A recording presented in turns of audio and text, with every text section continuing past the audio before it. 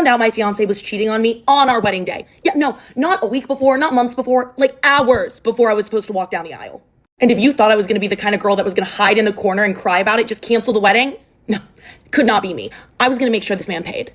So, let me tell you how I got my revenge. I wake up the morning of my wedding surprisingly calm, no cold feet, no crazy wedding jitters, until I check my phone. And that's when I see I have a DM on Instagram from an account that I don't follow. And at this point, I think my biggest concern of the day is whether my curls are gonna hold during the ceremony, but when I open this message, I realize my concerns are a lot bigger than that. The message from this random girl reads, "Hey, so sorry, didn't realize he was engaged, but thought you would wanna know what your fiance did during his bachelor party." And there they are. There are literally almost 50 photos of my fiance and this girl kissing, looking like a couple, for tons of screenshots of text between them, laying out exactly what happened during his bachelor party, that they were spending that entire weekend together.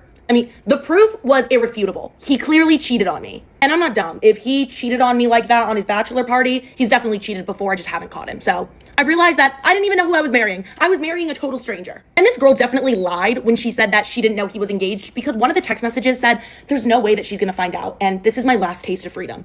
So yeah, she definitely knew he had a fiance and was about to get married. Why even lie? But whatever. My issue was with him, not with her, and I'm just glad that she told me before it was too late and I married the man. So I immediately go and show my best friend / maid of honor all of these messages, and she's shocked. She's angry and upset, and she's like, "Okay, what are we gonna do? What is the plan? Are we running right now?" And I said, "Absolutely not. Give me my dress. It's time for me to put it on." And she is so confused because she assumed that I was gonna cancel the wedding, but no, that is not what I was gonna do.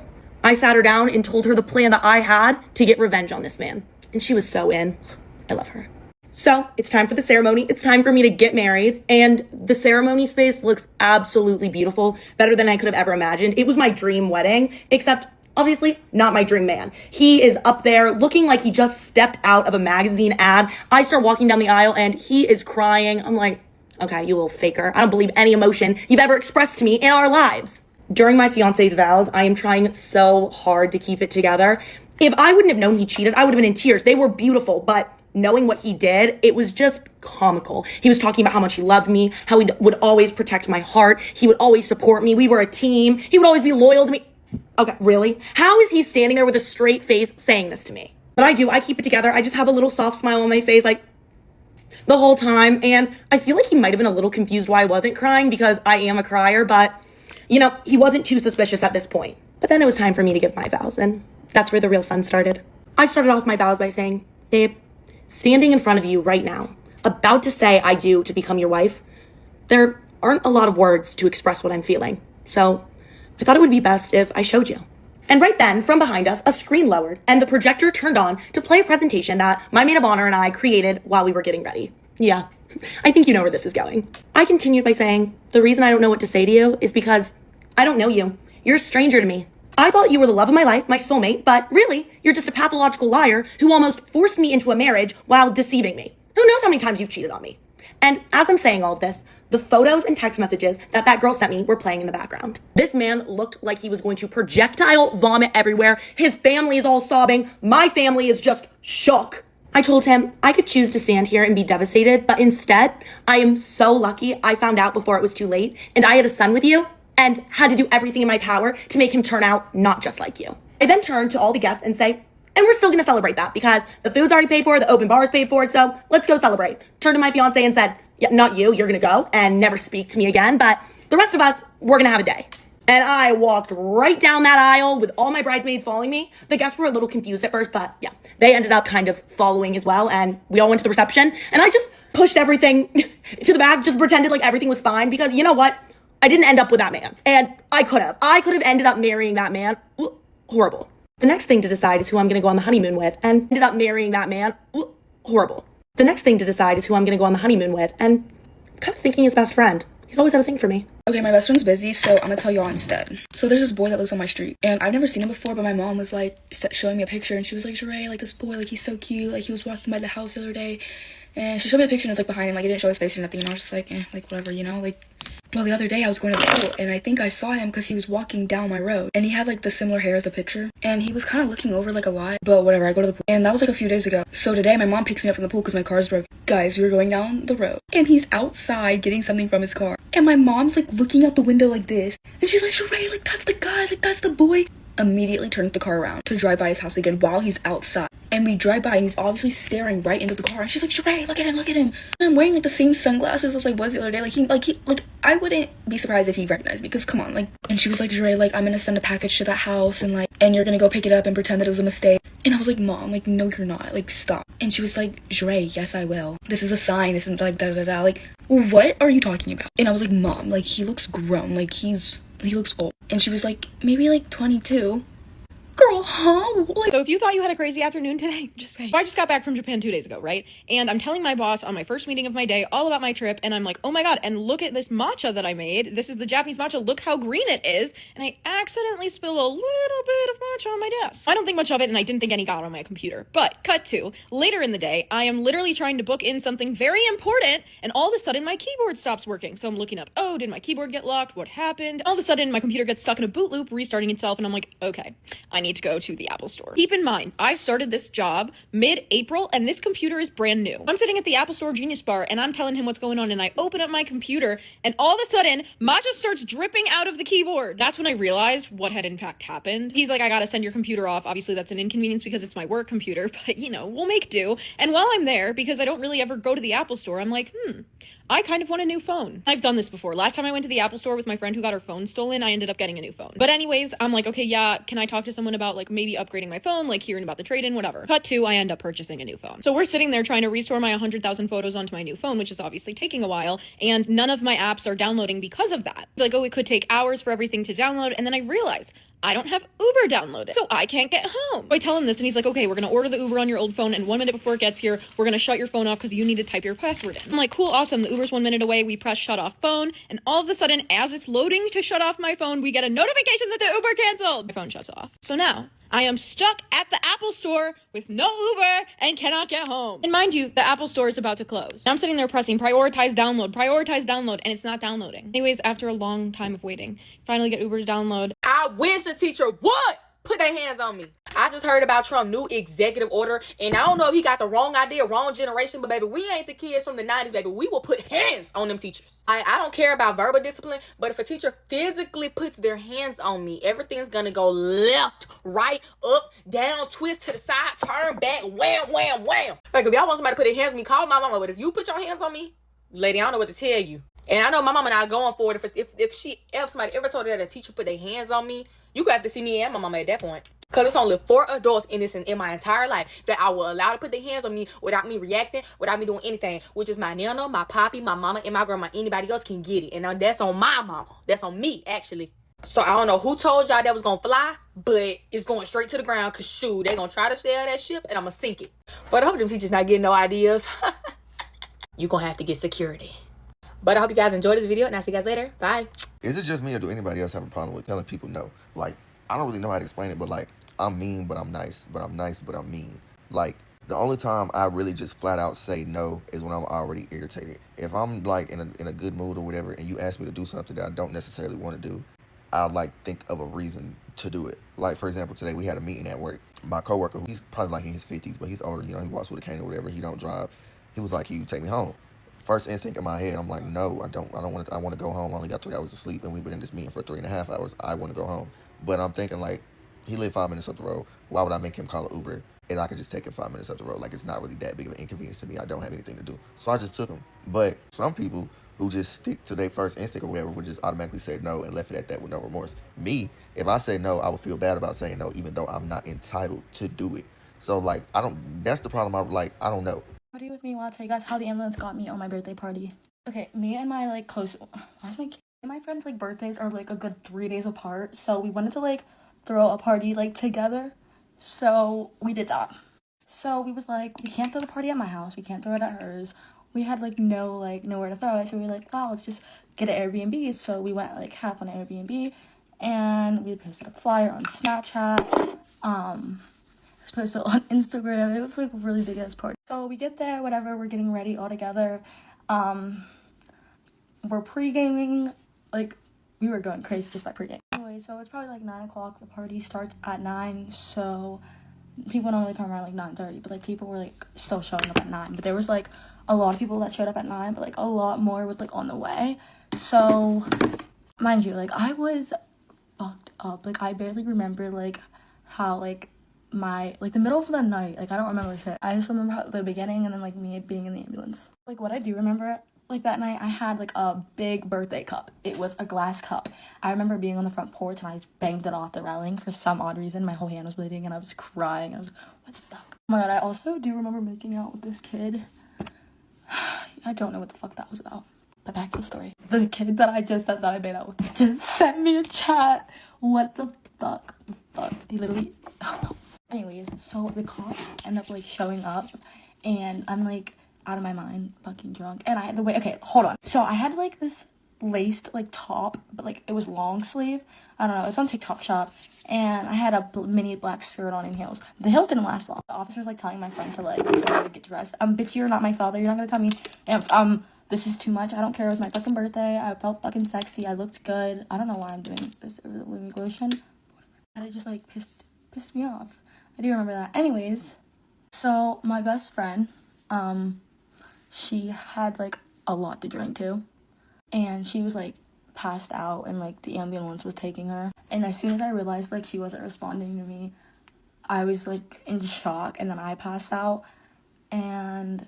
I don't think it was alcohol poisoning or anything crazy. It's like, what the fuck? And we had the Airbnb booked for 2 nights, and, like, the first night it got shut down. And it really makes me so mad because there was so much more people on the way. But, like, if I, like, I can't speak. I feel like if the cops, like, never showed up, like, I probably, like, someone would have died just from, like, too much alcohol, because we don't know our limit, unfortunately, but I think we're good. We do now, but yeah. I look like crap. But I think I'm gonna have my friends tonight. So it's gonna be fun. But yeah, I woke up in the ambulance and I was, like, yelling at them. I remember that.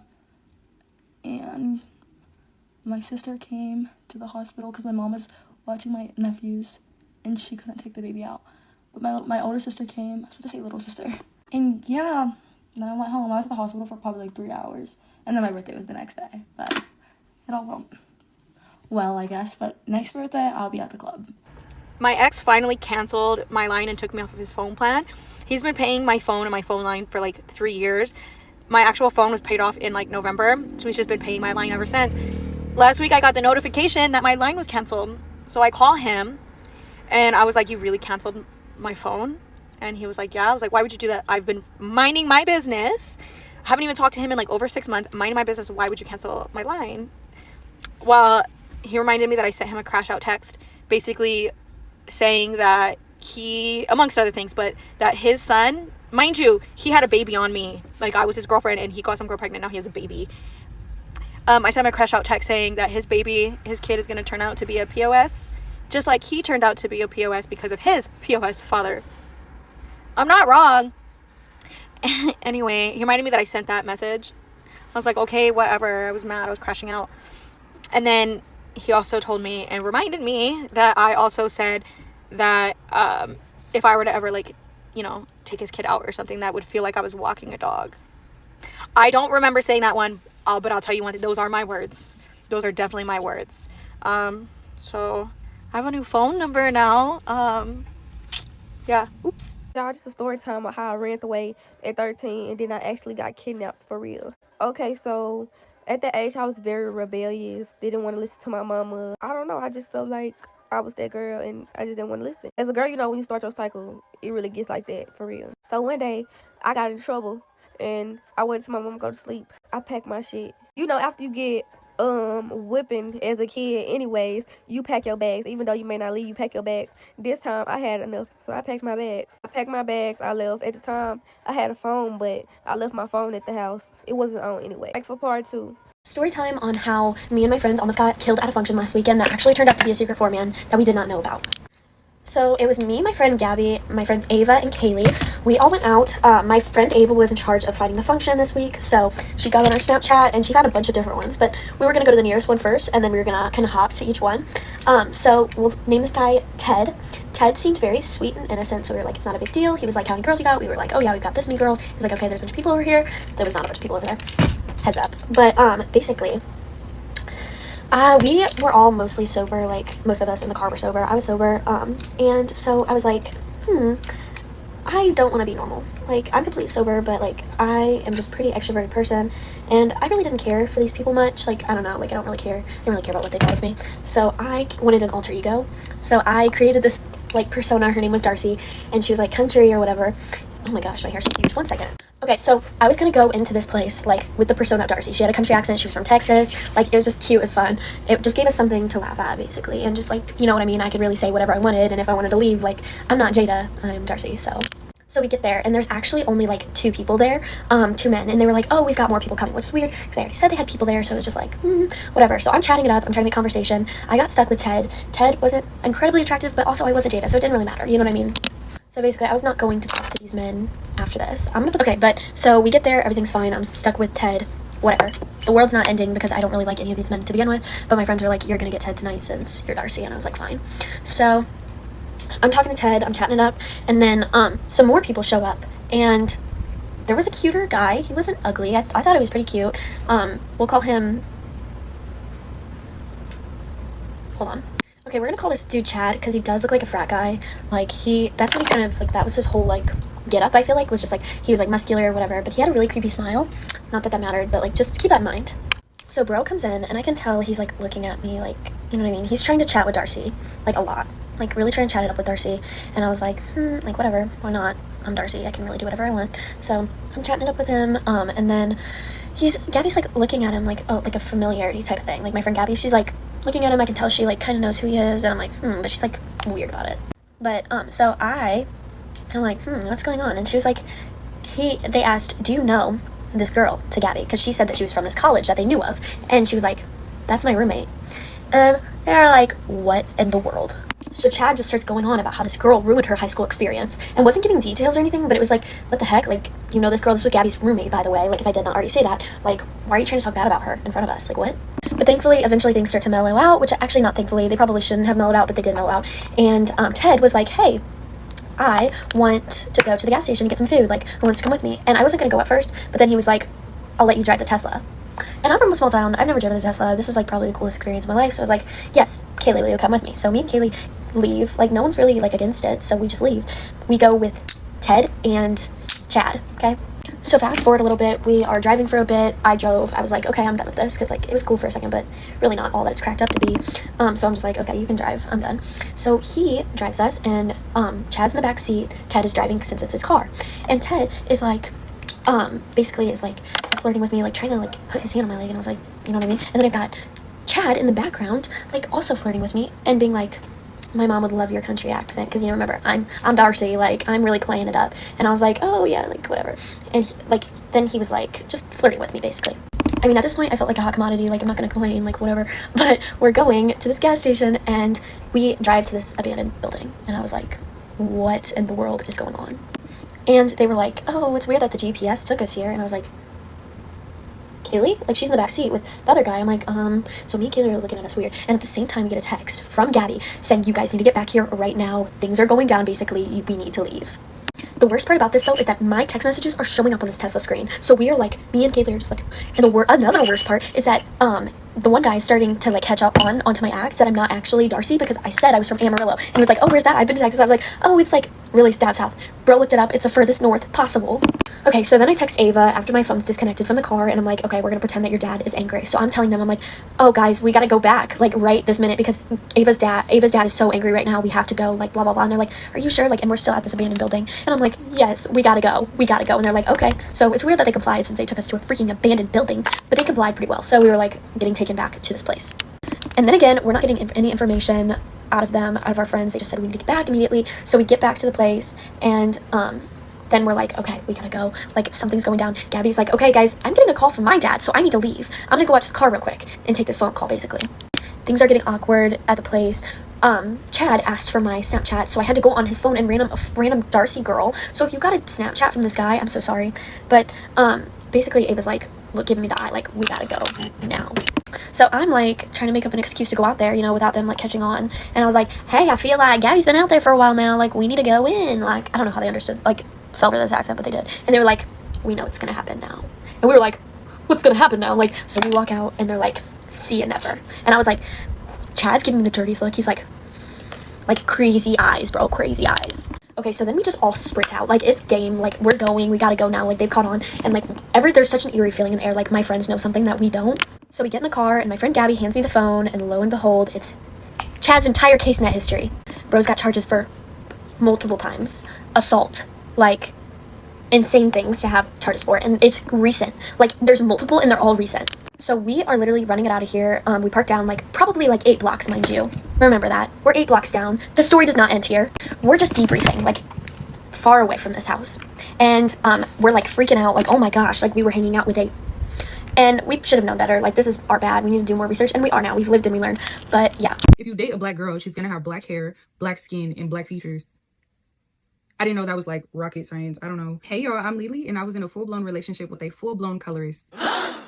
Hold on. Let me explain. So y'all already know with my story times, I tell you guys who is who, what is what, and what's tea. Let's get right into it, y'all. We're going to call him Thomas, like Thomas the Train, or Tommy for short. I'm calling him Thomas the Train because, y'all, this man has a round head, his face is fat, and he has big old eyes. Like, he literally looks like Thomas the Train. So along the course of our relationship, Thomas would always make comments that were, like, super colorist when I look back. But in the moment, I didn't feel like they were a big deal because he wasn't saying anything that I hadn't heard, like, either at home or, like, at school, or just not even pertaining to me, but, like, in the black community in general. So the first thing that I can recall that was super colorist and, like, a big red flag was he was always talking about my nose, y'all. He was always making jokes, making comments about the size of my nose, you guys. He would just always make sure to let me know that my nose was big, as if I already did not know that. And thank God I was never, like, a insecure girl when it came to, like, my nose. I never felt ugly, I guess you could say. And I'm gonna be honest too, I was used to comments about my nose size. My siblings literally would make fun of me. When I would go to school, the kids would make fun of my nose. But like I said, like, my nose has never been something that I've been, like, self-conscious about or insecure about. So again, I was, like, letting these comments, I guess you could say, slide. Another red flag that I would disregard was the fact that he was always talking about my hair. So I have type 4 hair, and y'all, this man will always say little things like, I hope when we have kids, they get my hair and not your nappy hair. Your hair is not good. Like, you got BDBs in the back of your neck. I would, like, laugh it off because, again, I'm used to these things being said to me by my family, and or if they're not pertaining to me, these are things that are talked about all the time in the black community, y'all. Like, so I don't, this sounds bad for me to say that, like, it was, like, normalized, but because it's really not okay. But I would just disregard it, and I would, like, you know, make jokes back at him. I would roast him back. But, like, this was not okay. This man hated me, y'all, for real. So one day I had came back home from vacation, and I'm not gonna lie, y'all, when I come back from vacation, I am always super bronzed, chocolate. I'm always dark. So I remember he came and he picked me up from the airport, and y'all, do y'all know this man turned to me with such disgust in his eyes, y'all, and he was like, You are so dark. I think it was at this moment where I was like, mind y'all, Tommy is dark, okay? I was dark coming back from vacation, but I still was not his color, okay? What are you trying to say, sir? So this is where things got really weird. So his mom would always make comments about his stepbrothers being super black and super dark, and, like, she would just talk about them like they were literal animals. Mind y'all, this is a black woman. I want to say probably, like, 2 shades darker than me, okay? She would only say these things because her son, Tommy, was a little bit lighter than them, but they're all dark, y'all. They are all dark, right? So Tommy proceeds to literally say, You out here looking like my brothers in them. y'all, I absolutely lost it in the car, y'all. Like, I was like, you're literally a colorist. Like, your whole family is full of colorists. Y'all hate yourselves. Like, y'all hate the skin that y'all are in. And honestly, I feel like you guys hate being black. Like, his mom literally thinks she's Caucasian or something, which is so... I can make a whole other video on that. I actually have a lot to say. But he starts getting so angry, y'all, and he, like... I'm not no colors. Don't call me no colors. What is wrong with you? Starts going crazy. So I'm looking at him and I'm like, yeah, you a colorist. Because nobody would be this angry if they weren't just egging it on, because you're actually angry at this point. So I'm like, you literally don't like black girls, and I wish you would literally just say that. He starts yelling even louder, y'all. I must have really struck a nerve. He like, You sound real dumb. You sound real dumb. All my past girlfriends have been black. My ex is darker than you. I was like, okay, and if she's darker than me, I don't even want to know. I don't even want to know the things that you were saying to her. As if he was going to make this situation any better. If I am lying, I am dying right here on this camera. He proceeds to say, Matter of fact, the only light-skinned girl I dated was literally ugly for a light-skinned girl. I really need to understand, in what world is that helping your case? And it's literally giving the same thing as she's pretty for a dark-skinned girl. What the are you talking about? So anyways, we kept going at it, kept going back and forth. And I was really just telling him, like, you're a colorist. Your mama a colorist. Your granny a colorist. Y'all all colorists. Did end up breaking up shortly after that. The bartender slipped me a note. Don't leave with her. So she walked into this little bar I was in, and she walked in, you know, real smooth, like she was like a part of the band or something. Not too flashy, but just like present. Like when she walked into the room, the whole room just like stopped. Like you could just kind of feel it's like you know, silence, undertone, like people knew she was there. So she kind of walked up to me and she ordered me a drink, you know, before I even introduced myself. And she said, you know, I like your energy, you know, so I'm like, okay. She told me my face looked like it told stories. So I kind of laughed it off, you know, I'm like, okay, you know, whatever that means. So then she reached and touched my birthmark and she whispered, I like the broken parts. I mean, I don't know what that means. Like, I'm glad I got a free drink and she looked good. So I'm like, okay, you know, that's cool. So we talking for like an hour, y'all. Like nothing deep, just like, you know, little flirting, low tones, you know, kind of vibes, you know, kind of conversation that make you forget where you parked at. So then I got up to go order a second drink. So the bartender slid me a glass, but he slid me like a little napkin with the glass, but it was like kind of folded up. He ain't say nothing, he just kind of like nodded at me. I'm like, okay. So I unfolded it and I read it and it said, don't leave with her, you're not the first. I'm like, what? Not the first? I'm too faded for this. First of all, like, so I don't even know what you're talking about right now. So I'm like, okay, I guess. So I turned back and the bartender was gone. Like, not in the back, not serving anymore. Like, he was just gone. So I turned around to the table and she was gone too. And the drink was there though. And it's still like, you know, dripping, like sweating on the table. So this lady comes from the back, whatever. She asked me, like, okay. And I'm like, you know, I'm looking for my friend. And she was like, your friend. And we kind of going back and forth. And she was kind of looking at me like, she don't know what I'm talking about. So she was like, come look at this. She showed me the security camera and I was sitting there by myself all night. So if anybody knows me, they knows I'm not, look y'all, I don't know what's going on. I still got the little note. Well, I had the note after the fact. I'm like, well, where did this note come from? So I don't know. They was in cahoots together. I don't know. Let me know something in the comments, chat. Let's talk about something terrifying. If you're new here, hi. I usually talk about pretty scary stuff, and as many of you know, I have an email associated with this account where anyone who finds this page can send me their ghost stories. And let me tell you, I've gotten thousands of submissions. And when I say that these stories are some of the scariest that I've ever read, I truly mean that. Let's get into it. The person who sent me the story did not include whether or not they wanted to remain anonymous, so for obvious reasons, I'm going to keep them anonymous. Just to set the tone, the subject line of this entire email is my demonic experience.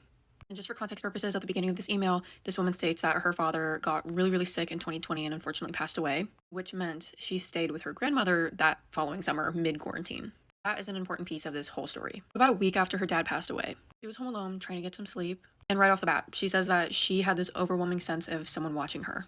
And I feel like this wasn't the normal sensation of like, I feel someone watching me kind of thing, because she specifically states that she felt like she was getting in trouble, or like somebody was mad at her. Now, this sensation was not going away, so she sits up and is staring at her closet door. And this is not just a normal closet door that is made of wood. She has one of the mirrored sliding closet doors. I will attach a photo now. So her doors look like this in her room. And as she's looking in this mirror, she can see someone standing on the other side of her bed. But when she looked over, there was no one there. So she just tries to go back to sleep. And as she's about to fall asleep, she hears her dad's voice in like a deep gargle say her name in the kitchen. So obviously, being super tired and not really understanding what's going on, she gets up and starts walking towards the kitchen. As she's walking through the hallway, she gets this overwhelming sense of nausea. And that's when the girl who sent me this kind of pauses in the hallway and trusts her gut and goes back into her room and locks the door. Crawls back in bed, starts scrolling on her phone to kind of calm herself down, and eventually she does fall asleep. But in her dream, she sees her dad in her dream, and he keeps repeating, "That is not me. That is not me," over and over and over. And by the time she wakes up, it is not only morning time, but the door that she locked before she crawled back in bed was unlocked and wide open. And the mirrored closet door was also open. And just a reminder, she's home alone. So she called her mom that morning and she left the same day. Now, all I'm going to say is this. I also have the sliding closet doors, minus the mirrors. If I ever wake up and they are open, I would also leave. But anyways, that's going to do it for me. Stay tuned for more ghost stories.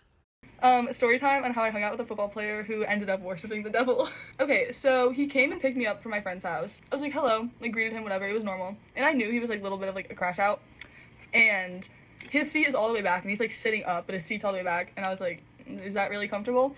And we start driving and it's like 5 minutes and I'm like, oh, like, do you not, it's silent. And I'm like, so like no music? And he was like, I just want to talk to you. So I was like, okay, that's like sweet, I guess. So we finally get to his apartment and he lives in like a place that used to be a church. That's what he told me. And like it, like my roommate's in here, like it used to be a church. So we get to his apartment and he parks in handicap. He has a handicap thing for some reason. And then we start walking inside. We had to take like 3 different elevators because the apartment is like set up really weird. And like to get to like where his apartment is, like we had to take, I think it was 2 or 3 separate elevators. When I first walked in, there were portraits of his dog everywhere and just like statues of his dog, and every picture was like of his dogs, and I was like, oh, you must love your dogs. So we're sitting on his couch and we're just like talking about random stuff, and I was like, can we like watch something or like listen to music, like just like something, because it was like silent and it was like getting awkward. He goes, I don't have electricity, the lights are on. So I was like, what do you mean you don't have electricity? Like, the lights are on. And he was like, that's a toolbox right there, like, I'm an electrician. So he starts telling me that he's an electrician, but the electricity isn't on, like, just like weird stuff. And then I just kind of like, whatever. So he noticed my ring. Don't ignore my nail. He noticed my ring, and he was like, are you married? I was like, no, it's my grandma's. And then he disappears. He literally gets up and goes to his room. I was just sitting there like, what the heck, like, what's going on? And he comes back with a box of chains and necklaces and like all diamond gold jewelry you could think of, and then a checker, like I don't know what it's called, like it scans to see if the jewelry is weird, like real or not. And he, for like at least 15-20 minutes, he goes through all of his jewelry and shows me that it's all real. And I was like, okay. He like checks my stuff, like just like it's like weird. I don't know how to explain it. After like whatever, he was just like acting weird, being strange. And he went to the bathroom a few times. I don't really think of anything of it, but like every time he'd come back from the bathroom, he was like acting more and more weird. So we end up leaving. We're walking out, and this is like where it all went downhill. Like, we're walking to the elevators, and he just starts talking about like nuns. He was like, the nuns are gonna get us, like we're not safe from the nuns. And I was like, what nuns are you talking about? Like, what nuns are gonna get us? And also he like was not drunk. He doesn't like drink unless it's like he wasn't drunk that night. So I was like, what nuns are you talking about? So once we finally get to the first elevator, we're in the elevator, and he just starts, like, I'm facing the other side, like I'm not facing the door of the elevator. I'm standing in there scared because he's talking about how the nuns are gonna come get me, and he starts talking about like chambers like that he built with the nuns, and I was just like, what is going on? Like, what do you mean the nuns are gonna come get me? So we're in the elevator. I'm facing the opposite way of the doors, like away from him, because I was just like scared. I don't even know. But he starts like hugging me. He's like, the nuns are gonna get us, and like his arms like around me. He's like, the nuns are gonna get us. And I was like, what nuns are you talking about? Like, they're like, what are you talking about? And I was just like, I was texting my friends. I was like, guys, like, there's something wrong with this man. He's talking about the nuns that he built under like this road that is by where he lives. Like, he's like, the nuns live under there, and they built all these chambers, and like, I'm gonna take you to the chambers. What? We get in his car, and he's just talking about the nuns, like, the nuns, like, will not shut up about these stupid nuns and chambers that he built. Then he starts talking about he beat Dahmer, like, actually recorded a video of him saying all this, but I'm not gonna show it because, like, it's kind of, like, messed up. Like, I kind of feel bad for him, but, my friend's watching the video right now, so I can say what else he said. Okay, I just read back some of the texts I sent my friend, and, so he also, like, there was just some weird things he was saying to me, like, when I first went there, and he was just like, I'm gonna dye my hair maroon, and I was like, oh, why maroon? And he just wouldn't tell me. He was just, like, maroon, like, he just kept saying maroon, and then he was like, I told him I just got my hair done. He, like, kept playing with my hair, and, like, touching my hair, and I was like, bro, like, just acting, like, strange, and then he was like, you need to, paint your nails lime green. And I told him I, like, didn't like the color purple or something, and he got, like, really offended and really mad at me. He was dropping me off at my dorm, and he was like, I never told anyone this. And I was like, it can't get much worse than this. Like, what? He was like, I see people. I have an imaginary friend. And I was, like, in my head, like, I was like, he's trolling, whatever. He's like, I've never told anyone this. Like, I feel like I can tell you this. So, obviously, I go, oh, I have an imaginary friend, too. Her name's Sarkista. And he was like, oh, my God, no way. And he starts telling me about his imaginary friend and how, I'm not going to say his imaginary friend name, but he just told me that, like, they built the chambers together, and there's like 4 different locations, so it's more convenient when they take people to the chambers. I took a video of like his voice, because he was not talking normally. He was talking like high pitch, like, not like, people that know his voice, he was not talking in a normal voice. So I was like taking videos because I was scared. He was just like, I'll take him down to the chambers, and like all this stuff about how he, like, the nuns work for him, like the nuns where he lived, they work for him, and like he helped them build the chambers like 50 years ago. He's not even 23, so I don't know what he's talking about. Like, everyone knows him as like a crash out. Like, everyone knows he's a little crazy. But how I found out he like worships the devil. So after this whole thing happened, my friend was like kind of like stalking his Instagram, and he had some posts put up like that were literally pictures of demons, and all the comments like bro, like, this is too far, like, you sold your soul. Every single comment has like thousands and thousands of comments on this one picture, and it's just like, bro, like, what are you doing? Like, you need help, you need Jesus. And also, like, on his body, like, his tattoos, some of them are literally like 666, like demons, like, all over his body. And like, we were kind of talking to some people on the team, we were like, is this normal? They were like, we believe it, but like, we've never like seen him crash out that bad, or like start making up stories about how he built chambers and how like he's with all the nuns underneath the roads. Hey TikTok, so this is like a little story time. Well, it's not a story time, it happened today. This is how I found out my house was haunted. It was a funeral home. They had bodies in the basement being embobbled. So let's just get into it. So someone sent me this post on Facebook this morning that a girl posted about this house that we stay in, because she drove past the house and stuff like that. And so yeah, she was understanding how she stayed here with her family a few years back, and they used to hear like people like saying hey, and like just like it smelled like breakfast in the kitchen and no one is in there cooking, and her grandmother said it was like cold and stuff like that. So yeah, but all of that happened. It's got like millions of views on her page, and there are other people who are coming out and saying like they've had the same experiences in the same house. But I didn't really think nothing of it, because it's like it's pieced together. It didn't all happen at once. It was just like stuff that, okay, some happened this day, months later something else happens, but it wasn't as bizarre as the stuff that they went through. So yeah, and they had a pastor to like bless the house and stuff like that, but after the pastor blessed the house, it got worse, like so much worse, they said.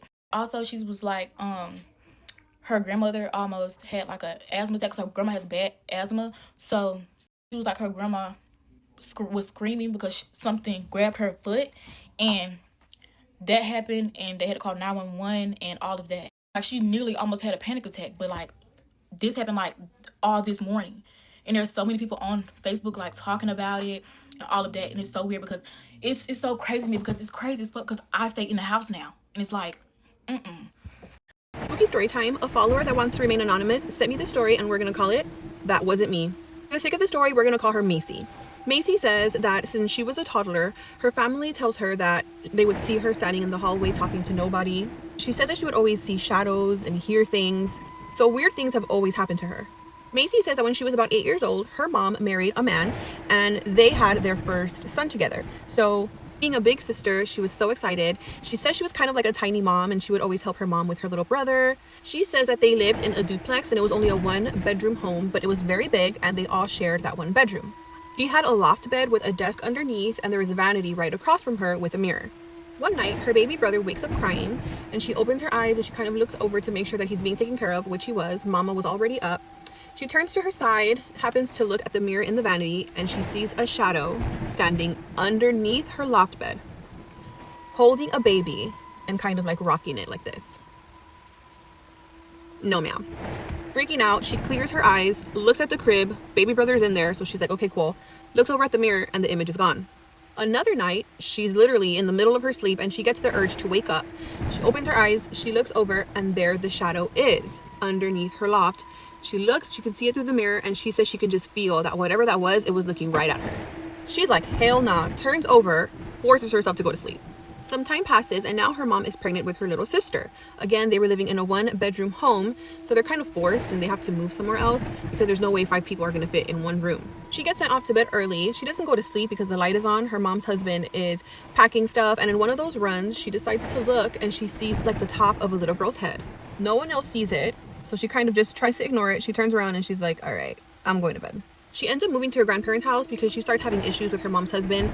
And it's her grandparents, her aunt, who's 1 year younger. If you're Mexican, you already know the vibes, and herself. One day, she walks into their house, and she sees that her aunt is kind of peeking at her from the kitchen. Macy's like, okay, weirdo, like, why are you looking at me like that? Her aunt tells her, did you just get here?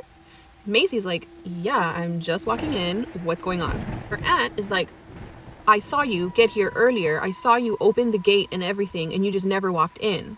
Macy's like, impossible. I just got here. I'm just now walking through the door. I don't know what to tell you. Her aunt is freaking out because she's like, I know what I saw. Macy's just reassuring her, like, honey, I just got here. They drop it. A completely different day, Macy is at her house with her boyfriend and her siblings, and they are in her bedroom watching a movie.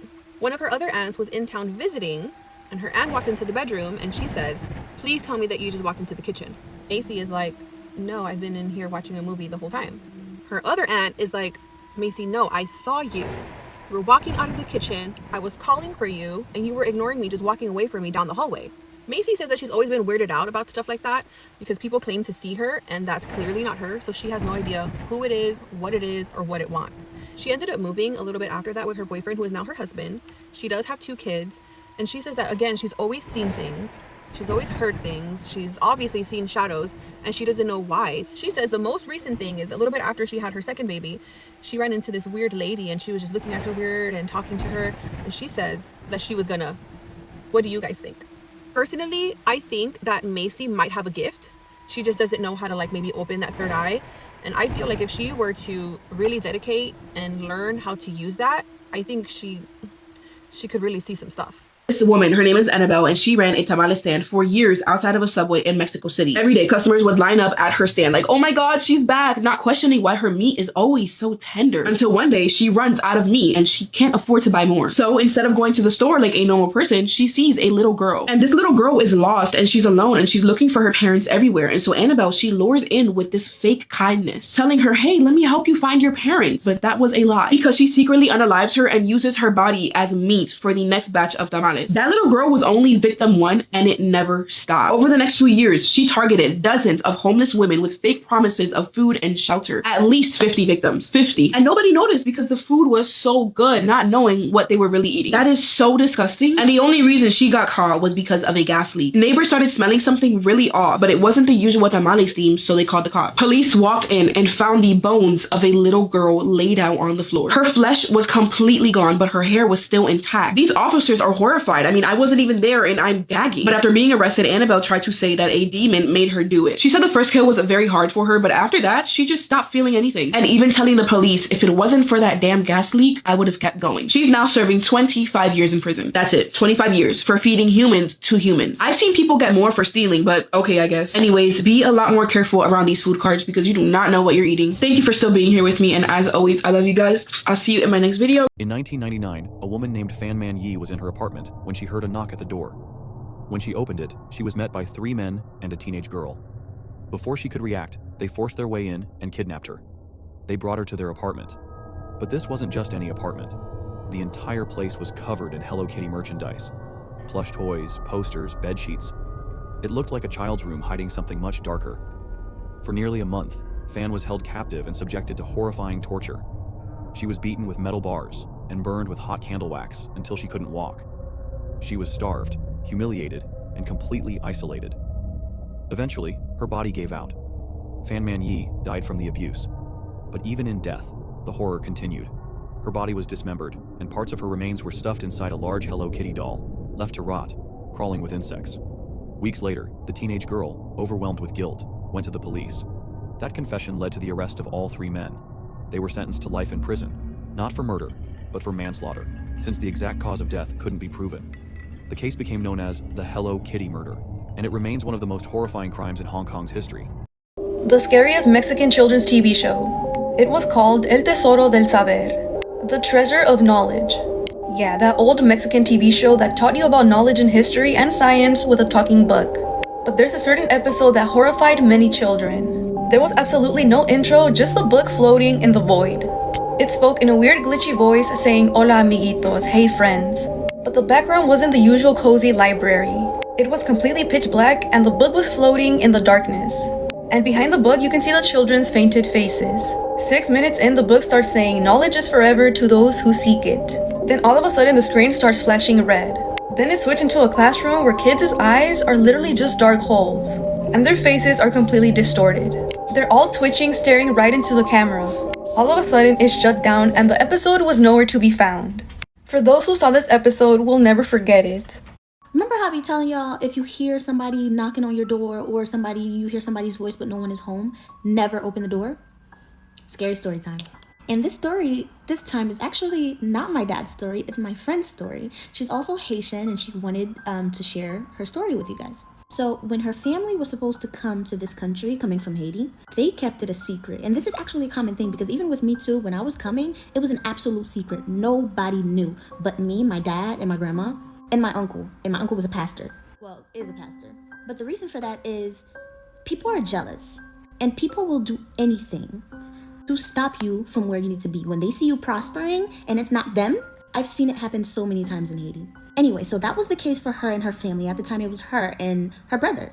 And when I tell y'all, it was an absolute secret. Nobody knew they were coming to America but the people living in their house. It was literally top secret, which is why it was shocking to her mom when she got a phone call from a church member. Mind y'all, they weren't even that close. Like, that church member, it's not like they were like best friends. It was just somebody they went to church with, and she actually lived very far too. Now, there was this lady that they knew, that everybody knew was a lugau, but it wasn't their business, you feel me? Like, that's the lady's problem. That's her, she do her. Anyway, so the mom gets a phone call from the church member, and the church member tells her mom, I had a dream, and I know that you guys are leaving. You guys are going to America, but so-and-so, the lady that's a lugau, does not like that. And she has something planned for y'all so that it does not happen. Mind y'all, they don't even know how the lugau lady found out that they're leaving, but I mean, you know, lugau. The church member tells her from her dream that she was told to tell her mom these instructions. First one is, of course, make sure that nobody else finds out. The second one was there was this uniform they used to wear to church for Saturday services. She tells them to keep that uniform and all of their clothes that they're going to wear until the day that they leave, and make sure that nobody touches those clothes. And the last thing that she told her to do was that the car that was supposed to transport them to the airport, change it. Absolutely change it. So they did all of that. They prayed, they followed directions and stuff like that, and everything worked out well. They got here thinking it was over, but whoo, was it far from over. In 2009, a teenage girl returns home from school and heads straight to her room, quietly closing the door behind her to discuss date plans with her boyfriend over the phone. Before long, a knock interrupts her. Remember to keep the door open, her mother calls from the other side. Annoyed, she rolls her eyes and mutters, whatever, before stomping over and swinging it open. An hour later, her mother calls from the kitchen. Dinner's ready. Still irritated, the girl brushes off the request and opens her laptop to watch a show on Netflix. As the familiar theme song plays, she leans back in her chair and tries to relax. Suddenly, a dinner plate is hurled from the kitchen, crashing onto the hallway floor. The sharp sound jolts the girl as her mother's voice calls out again, this time unnaturally loud and twisted. I said dinner is ready. The girl pauses, glancing down the hallway. Mom, she calls out, her voice trembling. No answer. Hesitating, she walks down the hall, her heart racing with each step. As she enters the kitchen, everything seems normal, except for a note left on the counter. She steps closer, and her stomach drops as she reads, Hey sweetie, I got called in for a night shift and won't be home until tomorrow. Call me if you need anything. Love, Mom.